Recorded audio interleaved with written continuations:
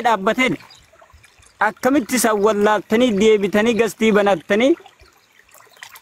wanni jedhame hedduudha waa hunda hin jennu miskiina dhumaa jiru san ammoo abdii qoyka abdii achirraa lolli hammaate achitti isii deebi'e ammallee bakka lolli hammaate san irratti illee nan waa takka wanni an jedhu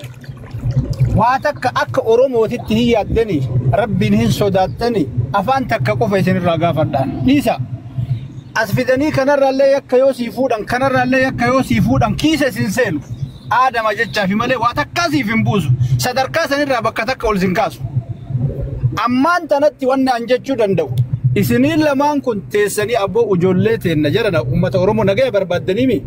ijoollee namni maqaa kennaan qabamee jiru yoo jiraate nuti nagaya buusne ijoollee gadhiisa rabbi sodaadhaati nuti nagaya buusne waa takkaa walitti hin himannu maqaa kennan namni qabdanii nama miidhaa jirtan maqaa kennaanii miti ijoollee teenna miskiina karaa deemu sababa kennan hin nyaatinaa gadhiisaa jedha tanuma tana nu afaanuma tana nu dubbadha waan dabre fiddanii ati kana balleessite ani kana balleesseen as jala yoo dubbii dabaluu taate malee waa takkaa wanni inni fidu haaraa fidu hin jiru jedhana badii duran dabre walitti laakkayuun xinsoma guddisti malee wallaahi bu'aa takka hin fiddu wanni isin godhuu dandeettan ammatti yoo nagaya barbaadan yoo akka namaatitti yaaddan akka nama tokko akka nama sammuu qabu akka nama barateetitti yoo yaaddan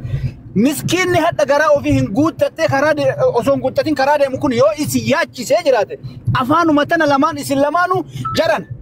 nuti dhiisnee jirra balleessinee jirra nuti badii qabna nullaalinaa sababa kennaan ummata miskiina warri qabdanii irra teessan taa'aa jirtan gadi dhiisa tanuma lamaan afaan tana lamaan osoo nu dubbattanii ana wallahi lazim tana malee waan biraallee isiniin hin jedhu amma kana balleessisee san amma ijoollee tana bara waan isin ajaa'ibu osoo ofii lamaanii walitti dhufte wallahi waa takka waliin gootu wal nyaachistee gargariyaati waliin nyaatanii wal nyaachisanii abboosii ha aboo maqama kennan namni kun marti badaa ture ha walitti qoosanii gargar deemaa jiran mana ho'aa keessa taa'anii lubbuu miskiinaatiin qoosuun homa namatti hin fakkaatu harka nama tokkootiin ibidda qabatuun homa takka namatti hin fakkaatu yoo rabbiin sodaattan yoo akka namaa tokkootitti keessan xiqqoo namummaan isin dhagahame isin teessanii biddeena ho'aa nyaata miskiina hin ficcisiisina afaanuma lamaan tanaan nuu jedha rabbumaa jedhaati kalas hin barbaannu nuti kana keessa harka baafannee jirra miskiina qabdanii dararaa jirtan gadhiisa jedhaatan osoo nu dubbattanii kun yaada kiyyaa wanni itti dhumatuu danda'ullee kanuma malee waan dabre walitti haasayaa ooluun bu'aa hin qabu natti fakkaate itti fufaa yaada keessan assalaamu alaikum ana suman jira ammas waliif as birattu abdi galatooma ulfaadha ilaam nutillee furmaatuma kanaaf bakka ijoo jirtu uummataafis ifa haa ta'u uummata jala kanaan nu dhageeffataa jiruufis ifa haa ta'u uummata asirra jiruufis ifa haa ta'u jechuuf waan dabre kaasaa jirra malee yookaan ammoo waan irraa dubbiin tun ijoon isiin sun irraa as kaate kaasuu jirta amma deebite tan irraa lola ammaaf deemaa jiru kana bakka irraa ka'eesii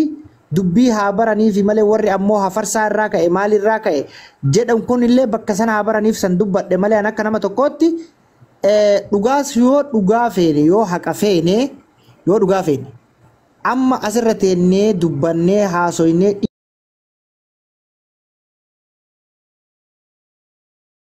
fakkaate walgalcha iga Ahmad waan qabu itti fakkaatu isumaa yoo walgalchime walumaa mari'achuu wayya hundi keenya bakka takka sirra ta'ee sirratu maalifi ni sirrata ila dhageeffadhu King Ahmadi tokkoffaa irratti la abdii wannatti hubachuu qabdu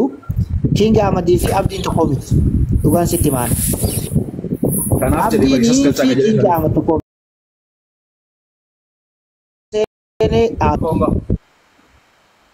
okay King Sigashi Lali nama tokko irraa irrisiiti